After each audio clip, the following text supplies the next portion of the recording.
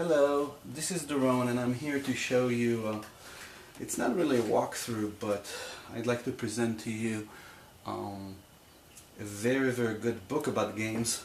This book was written by a great game designer, Sid Sackson, who designed games like Acquire and Can't Stop, which are really considered classics in my opinion, and very good games. Now this is, in my opinion, a must-have if you like playing games as well as reading.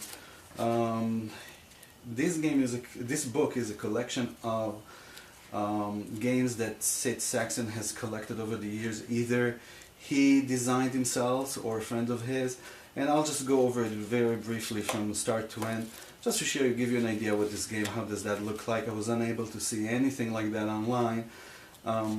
This is, like I said, a very good investment to get.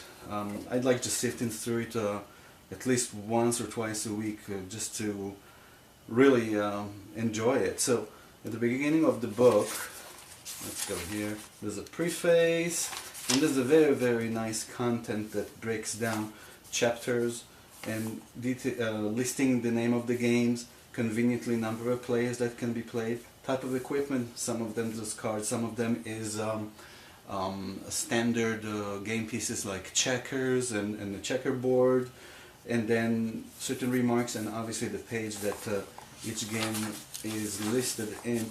So every chapter, when it begins, what I do like is the fact that Sid actually indicates some piece of history somehow that ties into the games,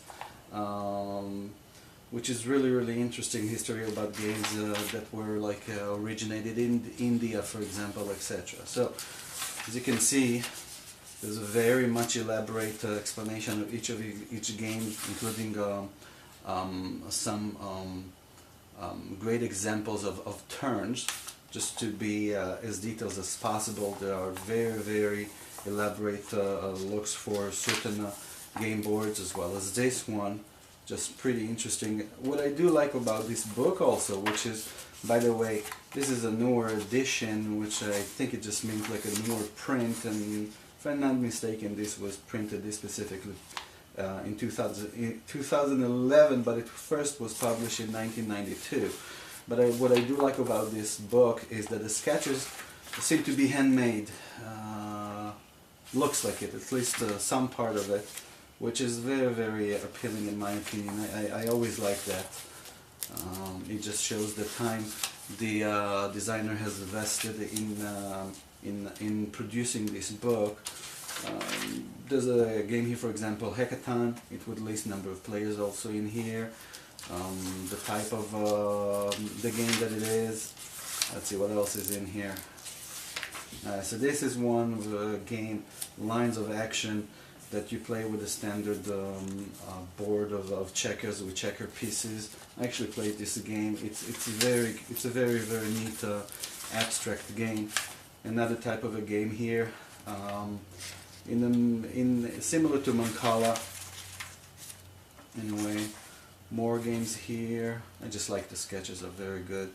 One of the chapters are a chapter that is dedicated to using a pencil and a paper, battle type of games. They're very interesting. This is a board game that I was talking about that was originated in India, I believe. The game itself back then was called Shtapada. I hope I was pronouncing this correctly. And as you can see, as I flip here, grab a pencil. This is the chapter that you can play games using a pencil. Very interesting. Now towards the end of the book, you'll find those games with dominoes. I like it. The idea of taking like standard pieces of games that you already most likely own, and play different newer games or variants of existing games, which is nice. At the end of the book, Sid Sackson is listing the short reviews of games that are in print, at least at the time of when this book was published. There is a breakdown of categories: financial games, war and battle games, fantasy games, even sports games. And I can just read to you just a short Let's see. Okay, Expedition, the Kerr Game Company, an attractive reenactment of the early search for the treasures of Egypt. Cards picturing actual objects are discovered and for major finds put together for a high score, 2 to 6 players. So it's a very short review for each game, but it really gives you an idea, and I trust the selection of games that Sid Sackson has chose to include in this book.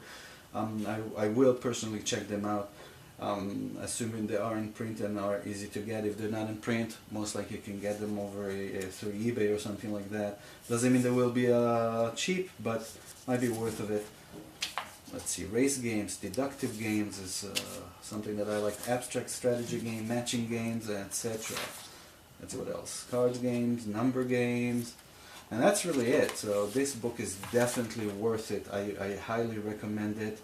And it is praised by many players, many gamers. Go ahead and get it. It's relatively cheap. If I'm not mistaken, around $10, and you can probably get it even cheaper at some point. Alright, thank you.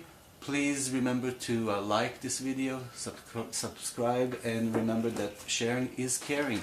So thank you.